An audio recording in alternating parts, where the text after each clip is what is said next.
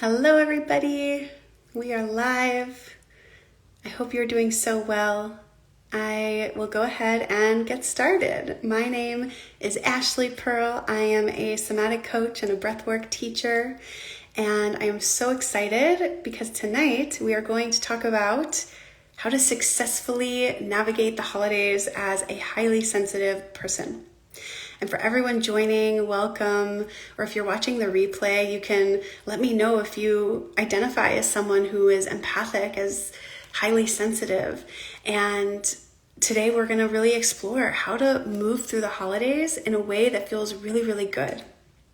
Yeah, does that sound good? So the high holidays, right? We're coming out of Rosh Hashanah and we're heading into Yom Kippur and Sukkot. And the high holidays are supposed to be just that. They're supposed to be a high time, a holy time, a special time. And though we may go in with those intentions to have it be just that, what can often happen is that our lives or elements of our personalities or just, the holidays in themselves, elements of it can really cast a shadow on that light.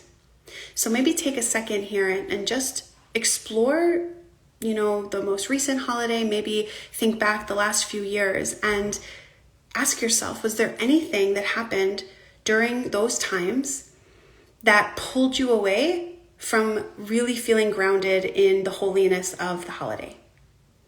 You could just take a second here to think about this for yourself, and I'll give some examples because I've been connecting with some of you and I've been learning about what it is you most struggle with when it comes to being really sensitive in a world where not everybody understands that.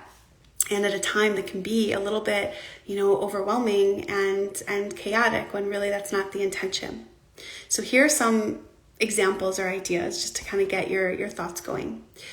Perhaps you really get overwhelmed with planning all the meals and having people over, and that in itself pulls your energy away from the holiday. Perhaps you don't get a lot of sleep, or as we know, sometimes in the holidays we fast, and you just notice that this causes you to be a little bit more reactive to things, a little more emotionally reactive to things. Perhaps that spending time with family causes you to be a little bit activated or triggered at times. There's this really, really true quote from Ram Dass, and I've probably shared it on this platform before. He says, if you think you're enlightened, go and spend a week with your family. And so it's likely that being around certain people that we're not always around can activate parts of ourselves that come online during the holidays. Or maybe there's something else that's coming to mind. So whatever it is, trust that. And if you're someone that identifies as a highly sensitive person, if you're very empathic, of course, you're going to experience that even more heightened on the holidays, at a time when you're, around more people than you maybe usually are. Because as highly sensitive people, we literally have extra sensory receptors. We take in more of the world around us. We take in more of the emotions around us of others. We're very, very open to taking things on that aren't ours necessarily. We take in a lot of information, the sensory information, what we're seeing, what we're hearing, what we're feeling, all of that is heightened. And I share that because I want to give you a little bit of opportunity to have self-compassion with yourselves and understand that it makes sense if you experience a little bit of heightened emotions during the holidays. And so I'm so excited to kind of go through this today, but I just want to validate your experience and say, anything you're experiencing is valid and you are not too sensitive. There is nothing wrong with you, but we get to optimize our sensitivity. We get to optimize our experience a little bit. I myself am a very, very empathic and emotional person. I grew up very, very sensitive, and I still am, but I navigate the world differently because I spent many years trying to figure out how could I have this element about myself but not let it get in the way of my connection, of my inner peace, of my joy. How can I not be overly reactive to things when I don't want to be? And how can I manage my emotions and really find the gifts in all of this. And that's one of my favorite things to do, is to support people with finding, how can they move from the struggle to the superpower and to the serenity?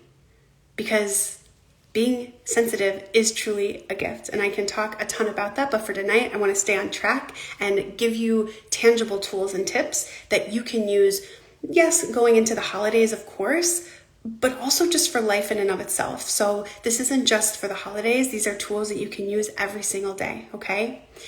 And my intention, or my invitation to you rather, I'm going to go through maybe 5 things here, okay? I had to sum it up to the 5 big ones, even though there's so many I could share.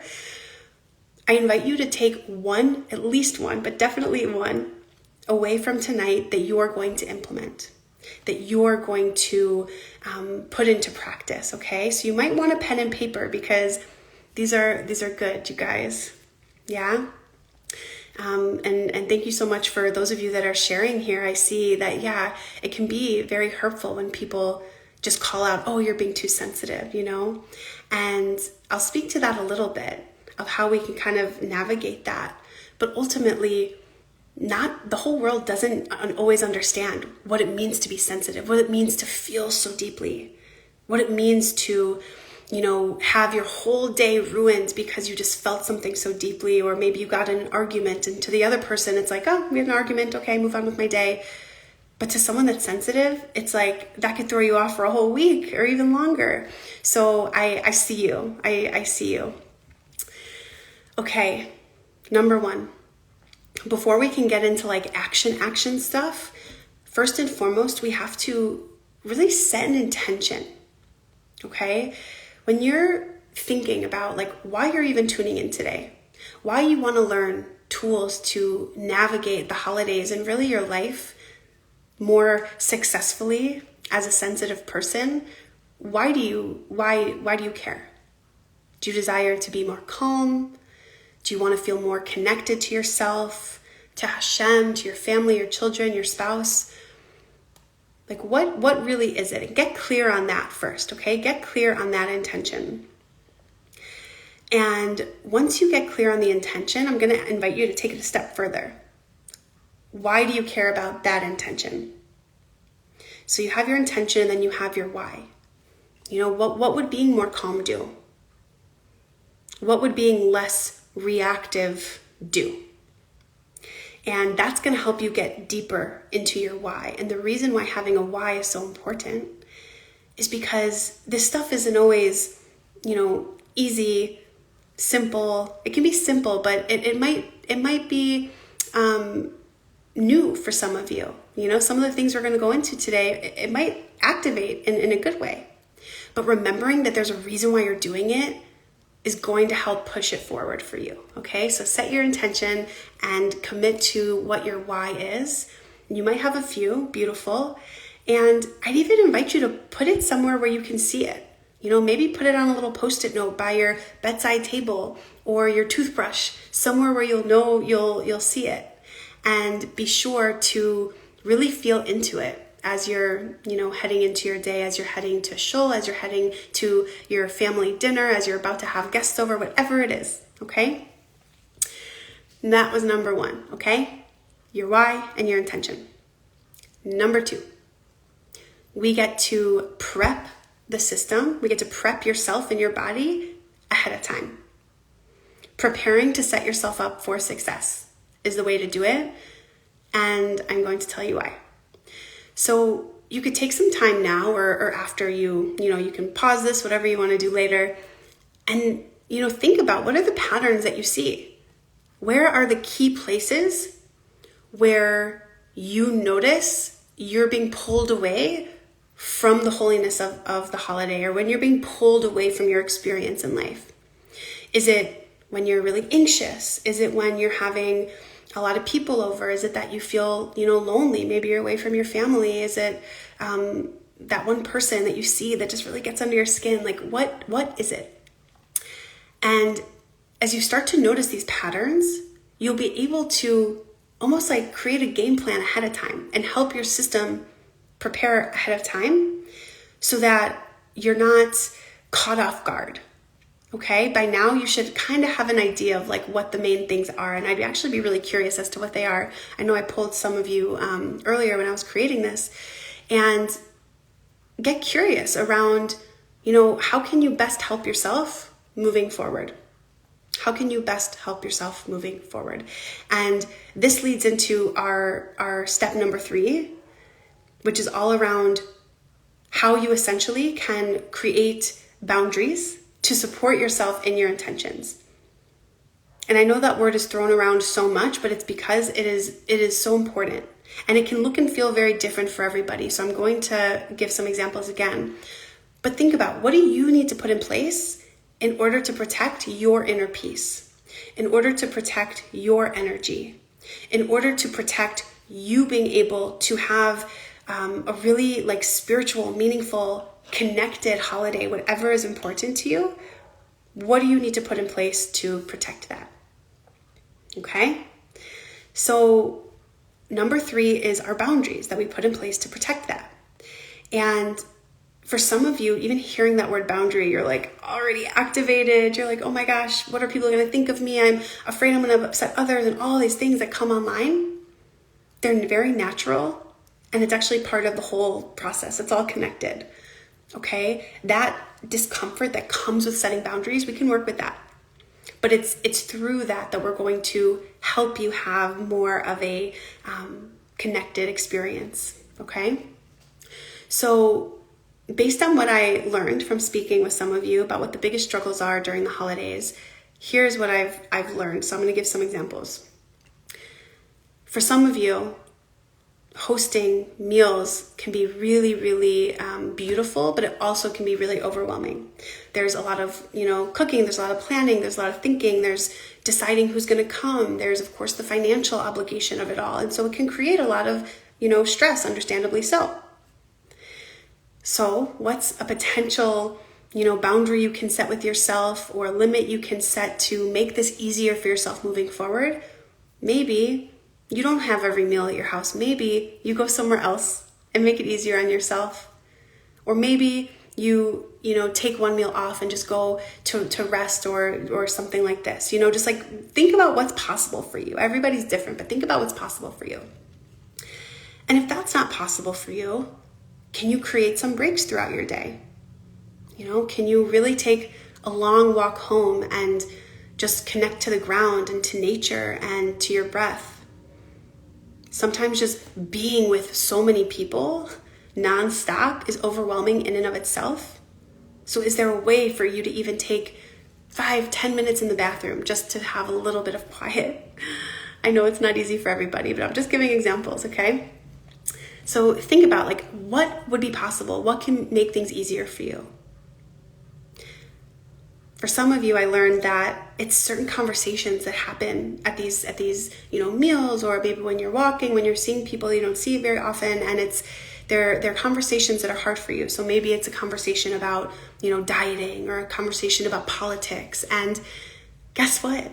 You get to decide what you are and are not available for. No one is going to, force you to speak on something if you don't want to. And so that's a boundary that you can put up. I'm actually not available for that conversation, or I'd actually rather talk about something else if that's okay with you. Okay? And the beautiful thing too with some of these boundaries is you could tell others ahead of time as well. You could tell your partner ahead of time. You could tell your spouse. You could tell your children. You can, share your intention. Let someone know about it. Because if someone else knows about it, they could be able to help you and support you when something like that conversation comes up. Does that make sense? So with boundaries, we set ourselves up for success. And I really invite you to take some time to think what you can do ahead of time, okay? In addition to setting boundaries, I would say what's even more important than that, above anything else, is having a regulated nervous system, okay? Emotional regulation, nervous system regulation. This sets the tone for everything else, truly. So even if you don't set one boundary, focus on regulating your system, and that actually will take care of a lot of the other stuff that tends to happen. on its own. So this can be done proactively and reactively. Let's start with proactively. I've shared this fact before, and if you haven't heard it before, beautiful. So much of the discomfort that we feel, especially as highly sensitive people, so much of the anxiety that we feel is simply just stuck energy in the body. It's simply just a dysregulated nervous system. It's likely that we get kind of comfortable in it's called the sympathetic nervous system, the survival nervous system, breathing shallow and always wondering what's going to happen next. And that can't necessarily be solved in a day, but what we can do is use the beautiful free tool, the power of our own breath, for example, to actually tell the mind, hey, we're actually safe here. To tell the nervous system, hey, we're actually safe here. And I'll give you an example of a couple tools. You can choose which one you want. Again, you're taking at least one thing away from tonight that you can put into practice. And just coming into the holidays a little bit more regulated can help prevent any of that overreactivity, the reacting versus responding, or overanalyzing what you said to that person on that walk, or whatever it may be. That can really actually help, okay? And so not only does breathing help, but if you think about, trying to get as much sleep as you can, trying to eat fairly healthy before, being sensitive, we're sensitive to everything. And you might notice that when you eat foods that actually don't sit well in your body, you're a little moodier, you're a little grumpier. I know I'm one of those people. So I just share that because there's a lot of ways that we can come into the holidays already with that high vibe, okay? And that calm centered vibe. So the first tool in emotional regulation that I want to share is, like I said, the breathing, okay? And you can go and see on the OKclarity page, there's a few guided breathing things that I've shared, guided breath work, but you might not have time for all of that. So I'm going to share really, really simple ones that you can take, okay? The first breath is called a sigh breath. You simply breathe in through your nose, and when you exhale, you sigh out. And you'd be surprised, try it with me from the comfort of your own home. You'd be surprised how doing that just even 5 times can calm your system, can start quieting the mind. Even just moving sound. Sound is a way to move energy throughout the body. Breath is a way to move energy throughout the body. All of that can really help. So that's one. Another breath option is box breath. Some of you might know this already. You simply breathe in through your nose, hold your breath at the top, breathe out of the mouth, hold your breath at the bottom, kind of like you're doing a box. Breathe, hold, and just controlling your breath in any way is going to shut off the part of your brain or quiet down the part of your brain that's in the stress response, and it's going to activate the part of your brain that's going to calm your nervous system. So those are 2 simple practices. Pick one that sounded better to you, that feels better in your system, and let that be part of your toolkit, okay? And so that's basically 3, or I guess we're on number 4 now, 4A of emotional regulation, okay? One of the tools, breath. I also want to share a really, really wonderful acronym that can help you in moments when you're starting to feel your system start to rise, because often we wait until it's too late. Often we wait until it's too late to do something. And so I want to give opportunities for you to check in with yourself more often. So this acronym is STOP, S-T-O-P. There's a few P's I'll share. The S, okay, is to stop. The T, take a breath. The O, observe. So stop, take a breath, and observe. What are you noticing happening in your system? Are you noticing that you're reacting to something that someone had said? Are you noticing you're starting to get really, really hot? Are you noticing your heart is starting to beat a little faster? Just observe, okay? And then invite in the P, invite in some perspective. What is it that you really need? Maybe it's a practice, a breath practice. Maybe it's fresh air. Maybe it's to plant your feet in the ground. Maybe it's to go where no one can hear you and scream a little bit, whatever you need, okay? But use that acronym, STOP. And that can really help prevent us from getting to a place where we're, screaming at our kids or we're responding in a way that after we're just like, oh man, like I really wish I didn't respond in that way. Okay? We can prevent this stuff and make for a much happier, holier, peaceful holiday. So lastly, this kind of is similar to what I just shared, but picking a mantra, picking like a sentence that you can carry with you through the holiday that connects to what your main intention is. So maybe it's that, you feel safe and worthy no matter what happens. No matter what happens around you, you get to be connected within yourself. Pick a mantra. It can support you. And the final thing I will say is similar to the STOP acronym, right? Create check-ins. Create check-ins with yourself so that you can have that kindness and compassion with yourself. Ask yourself, like, what do I most need right now? What do I most need right now? And how can I give it to myself? What's accessible? That way, things don't get so out of hand. And we've talked today about some proactive things that we can do. So ways that you can help, prepare ahead of time for what's going to make the most difference when it comes to you being so grounded and happy and fulfilled and joyous and connected during the holiday season and really in your life, in your relationships, wherever it is. We've talked about some proactive things like that. We've talked about some reactive things. What can you do when you start to notice something come up? Ultimately, you get to own your experience. You get to take emotional responsibility over your experience, and especially during this beautiful time, I really hope that you give yourselves that gift. Yeah, I really hope that you give yourself that gift. So for all of you here, for everyone who shared, I don't know if I got to read everything, but you feel free to DM me or message me if you're curious about learning anything more, if you have specific questions. I really hope this was supportive, and I really hope you have a beautiful rest of your holiday season, Shana Tova, and have an easy, meaningful fast if you're fasting. And I will see you all on the next training. Bye-bye.